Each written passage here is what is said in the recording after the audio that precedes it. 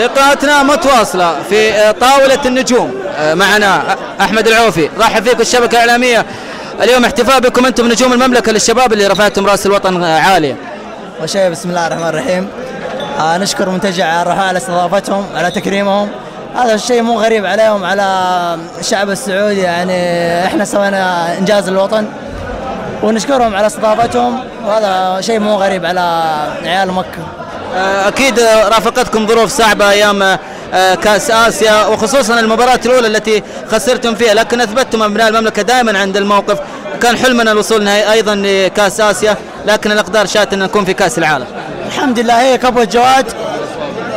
وأول مباراة يعني تعثرنا وقدرنا الحمد لله إنه نراجع حساباتنا في المباراة اللي بعدها. الحمد لله حققنا المهم اللي هو تأهل كأس العالم اللي المنتخب السعودي من 7 سنوات ما قدر يحققه.